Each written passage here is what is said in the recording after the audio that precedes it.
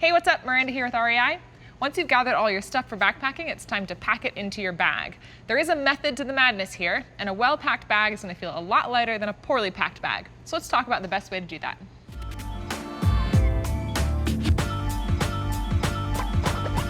So I have everything laid out here based on where it is going to live in my pack, starting with the stuff that goes on the bottom. So on the bottom of your bag, it's a good idea to carry the lighter items and the fluffier items, so that for most people is going to be your sleeping bag. Your sleeping bag basically creates this pillow on your lumbar where the heavier items can sit on top. This is because you just don't want anything super heavy and dense in your low back, because that's going to be really painful as you're hiking around. So my sleeping bag and sleeping pad and whole sleep system will live in the bottom of my pack. Some people will also choose to put their sleep clothes towards the bottom, and some packs are going to have a whole separate compartment for this. Let's go ahead and load it up.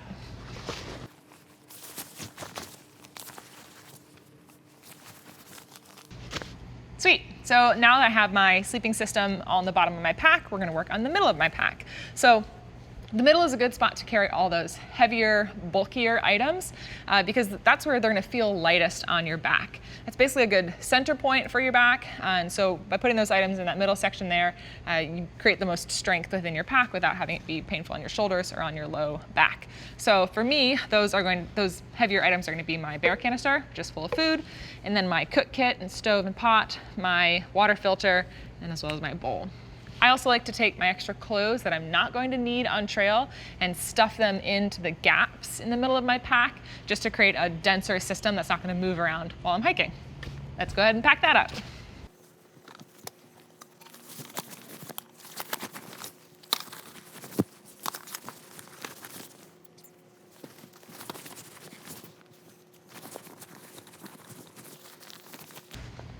Okay, so that brings us to the top of my pack.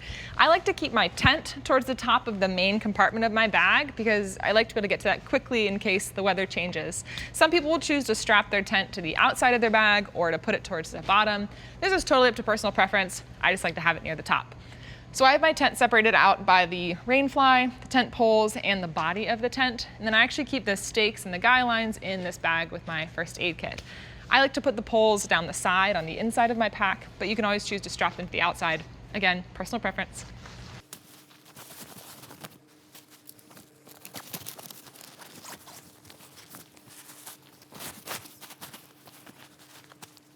One more thing I want to add is that I have a reservoir in here that was already in my pack before I started loading anything up. It's a good idea to put your reservoir full of water into your pack first, so you're not trying to finagle it in with all of your gear. So that's already in my bag, and that actually does it for what goes on the inside of my pack, so I'm going to go ahead and close it up. Awesome, let's talk about the pockets. So I have a variety of things here that I put in pockets, in different pockets on the outside of my pack. So first, I keep my water bottle for filtering water on the outside of my pack in one of the pockets. And then in the other pocket, I like to keep my poop kit as well as my bear spray, so it's easily accessible. And then I keep my headlamp as well as my first aid kit in the top lid of my pack so I can get to it in case I get hurt on trail. And I keep my camp shoes stuffed in the outside of my pack. Those also double as water shoes for me in case there's a stream crossing, so I like to keep them accessible. And then I'll sometimes strap them to the outside of my bag if they do get wet. And the last thing is that I keep an extra layer or warmth layers or rain, depending on the weather, in the outside of my pack as well in this pocket, sometimes called the shovel pocket. Again, just so I have something I can get to quickly in case the weather turns. Let's load it up.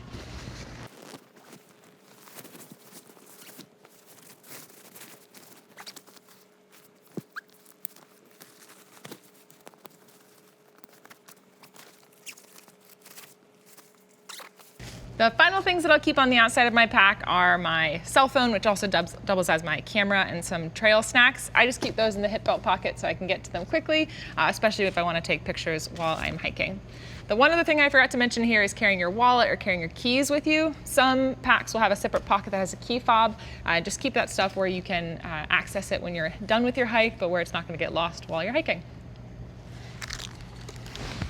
My spork!